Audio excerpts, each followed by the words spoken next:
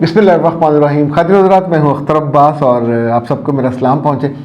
हम में से जब भी कोई उम्र भर की कमाई जमा करके बिज़नेस का आगाज़ करता है, अदारा बनाता है, उसमें चीज़ें, दफ्तर, लोग सब, तो एक ढेर सारे ख्वाब होते हैं। कैसे अदारा चलाना है, कैसे ये रिज़ल्ट पैदा करेगा और जो लोग यहाँ आएंगे वो कैसे बिहेव करेंगे।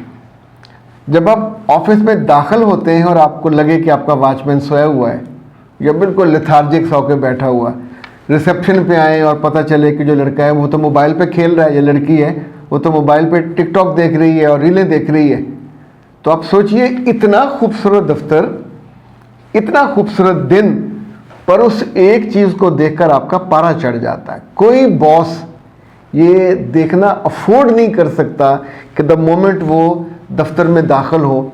मुझे याद है लाहौर में एक बहुत बड़ी कंपनी है ओरिएंट, ये होम अप्लायंसेस बनाते हैं।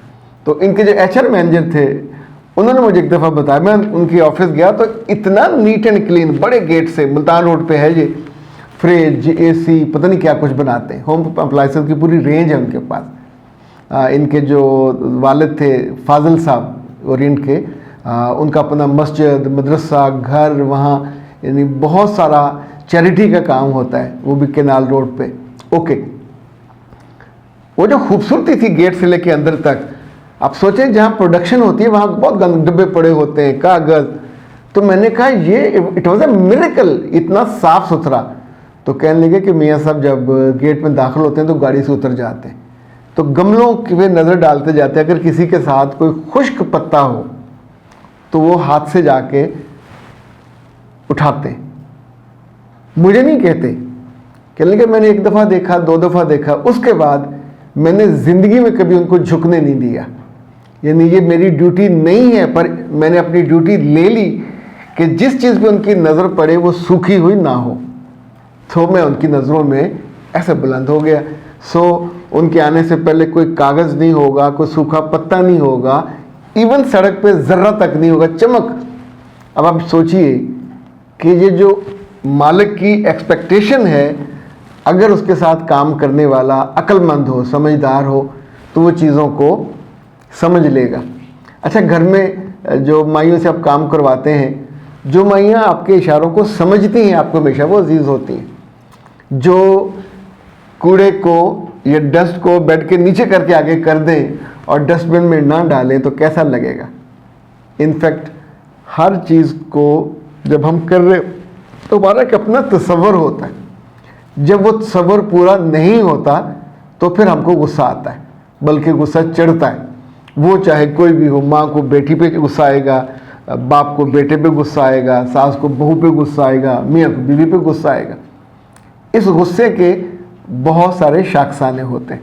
आज जो दो सवाल हमने चुने, एक जोया का है, वो कहती हैं कि सर जी शादी के बाद अक्सर लोग बदल जाते हैं, जो पहले प्यार करते थे वो प्यार करना बंद कर देते हैं, कभी कभी तो नफ़रत करने लगते हैं। ओके, दूसरा फौजिया का है, सर जी मियाँ बीवी के दरमियान लड़ाई की असल वजह क्या होती है और आपकी नज़र में इसकी वजह क्या है। प्यारे बच्चे, दोनों सवाल बहुत अच्छे हैं। पिछले दिनों में एक सेशन ले रहा था, मियाँ बीवी थे, और ज़ाहिर मेरे पास कपल काउंसलिंग के लिए लोग बहुत आते हैं। उनकी ज़िंदगी में खैर पड़ती है और जिन चीज़ों पे वो आपस में लड़ते हुए ये नहीं तय कर पाते कि कसूर किसका है, तो हम उसको लॉजिकली चीज़ों को सामने ले आते हैं। मसला कसूर का नहीं होता, मसला नॉन इश्यूज़ का बड़ा बन जाना होता है और इश्यूज़ का छोटा हो जाना होता है। तो उसमें कई सारे मसले होते हैं। अच्छा, जब ये सेशन हम ले रहे थे तो अचानक एक फ़ोन आया जर्मनी से, और जिस खातून का फ़ोन था उसने ये कहा कि मुझे सिर्फ 2 मिनट दे दें, मैं इस वक्त बहुत परेशान हूँ और मेरा दिमाग फट जाएगा। तो मैंने अपने मेहमानों से कहा कि अगर आप 2 मिनट की इजाज़त दे दें। तो ये मिसेस मकसूद थी, उन्होंने कहा कि मुझे अपनी बहू पसंद है, मैं अपनी मर्ज़ी की ब्याह के लाई हूँ, उसकी कोई आदत बुरी नहीं है, दिखने में भी अच्छी है, पर मुझे अब उससे डर लगने लगा है। मैं उसे बाज़ार भी साथ लेके जाती हूँ, क्या ये डर मुझे उससे दूर कर देगा, और ये डर किस चीज़ का है। मिसेस मकसूद गुजारिश ये है कि ये डर हर ताकतवर आदमी को होता है, यानी वज़ीर आज़म को अपने इख्तियार छिन जाने का, सदर को अपने इख्तियार छिन जाने का, और ये जो सियासी जितनी पॉलिटिक्स होती है उसमें इख्तियार छीनने का डर होता है, मेरा इख्तियार कोई और ना ले ले। घर में फसाद तब होता है जब बीवी मियाँ का इख्तियार यूज़ करती है। अब माँ का इख्तियार ये है कि ये बेटा सारी उम्र 22-24 साल कुल्लुहुम आपकी मलकियत रहा, वो सिर्फ आपके आगे सरेंडर करता था, झुकता था, मोहब्बत करता था, इजहार करता था। अच्छा, अब जो उसकी ज़िंदगी में जो लड़की आई है, तो एक बात तो ये समझ लें, जितनी जल्दी कोई भी माँ ये बात समझ लेगी कि मोहब्बत बटनी है, ख़त्म नहीं होगी, तो इसको बट लेने दें। कुछ इख्तियार हैं जो आपसे अब चले जाने, लाइक आपका इख्तियार था कि अपने बेटे के कपड़े तू ये पहनेगा, कौन से इस्त्री करेंगे, कौन से धोएंगे, कौन से रखेंगे, उसके कमरे में कौन सी चादर बिछेगी, उनका तकिया कैसा होगा, उसके कमरे में कोई तस्वीर होगी कि नहीं होगी, ये इख्तियार था आपका, आपका घर था, आपका बेटा था। उसके जाने के बाद वो कमरा कुल्लुहुम आपका होता था। आप उसके ड्रॉ खोलें, आप उसकी चीज़ें चेक करें, जज करें, उनकी इधर से उधर कर दें। अब ये इख्तियार आपका नहीं रहेगा। अब ये इख्तियार ऑटोमेटिकली उस लड़की के पास चला जाएगा जो उस कमरे की बासी है। मैं मालकन नहीं कह रहा, मालकन आप ही हैं।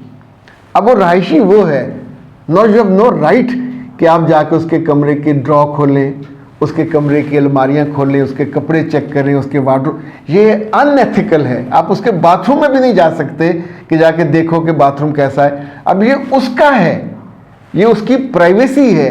अच्छा, उसके साथ आपके बेटे की प्राइवेसी भी है। उनके कपड़े, उनकी चीज़ें, कुछ भी ऊंच नीच हो, जब आप कुछ कहोगे तो बेटा भी नाराज़ होगा और ये बेटी भी नाराज़ होगी। तो ये जो आप कहते हैं मुझे क्यों डर लगता है, तो आपको डर जेन्युइन ये लगता है कि जो रिश्ते शुरू में बहुत अच्छे होते हैं, जब हम क्लैरिटी नहीं कर पाते, जब हम उनकी एक्सपेक्टेशन को और उनकी प्राइवेसी की जो लिमिट्स हैं उसको क्रॉस करते हैं और उनके उस हिस्से में चले जाते हैं जो नो मैन, वो होता है ना, नो मैन लैंड, उस पर चले। ये दो मुल्कों के दरमियान में, हर मुल्क में होता है, इधर इंडिया ख़त्म हुआ, इधर पाकिस्तान ख़त्म हुआ, या बीच में नो मैन्स लैंड है, किसी का नहीं होता। अच्छा, हर बंदे की ज़िंदगी में भी ये होता है, वहाँ नहीं जाना चाहिए। माएँ रात को दरवाज़ा खुलवाएँ अपने बेटे का और बहू के कमरे का, नो मैन्स लैंड है। आप उनसे पूछें इस तरह की बातें, आपको नहीं करना चाहिए। इसी तौर पे यानी बहुत सी बातें ऐसी हैं जो आप मुझसे बहुत अच्छी तरह जानती है। जो आपके दिल के अंदर खौफ है, इस खौफ को रहने दें। उस खौफ के होने से आप उन लिमिट्स को क्रॉस नहीं करोगे जो माँ को नहीं करनी चाहिए, और वो आपके साथ जुड़ी रहेगी, उससे मोहब्बत करते रहिए। मगर आपके सामने जब आपका बेटा उससे मोहब्बत करेगा तो इसको बर्दाश्त करना है। ये एक अनहोनी चीज़ नहीं है। अब इस लड़की ने उसके वजूद का हिस्सा बन गई है, उसकी औलाद को जन्म देना। ये औलाद इनफैक्ट आप ही की है, आपकी एक्सटेंशन है।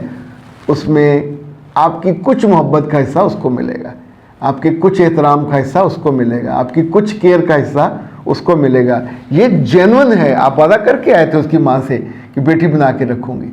तो इनफैक्ट जब मैं उनसे ये बात कह रहा था तो उस वक्त जो मेरे सामने वाले मेहमान थे, उस लड़के की आंखों में, लड़का तो नहीं मर्द कहना चाहिए, एकदम से चमक पैदा हुई।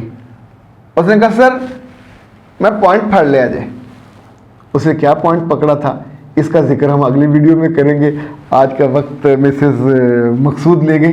तो मेरा रब इस तरह की बहुत सारी माँओं को, उनके दिलों को राहत दे, उनकी आंखों को भी खुशी दे, और वो अपने इन बच्चों के साथ। देखिए, मैं तो ये जान पाया हूँ कि घर में सुकून हो, खुशी हो, आपका ईमान तगड़ा रहता है, आपका दिल इबादत में लगता है, आप अपने रब के शुक्रगुजार होते हैं, दिल में नफ़रत नहीं आती, और अपने बच्चों, बेटियों, बेटों और अपने मियाँ के साथ आपकी बिल्कुल एक नॉर्मल ज़िंदगी चल रही होती है। जब कहीं हम हद क्रॉस करते हैं, दूसरे की हद में दाखिल होते हैं, तो वो जो रिपल्शन है, जो धक्का लगता है, वो हमें इंसल्ट फील होता है।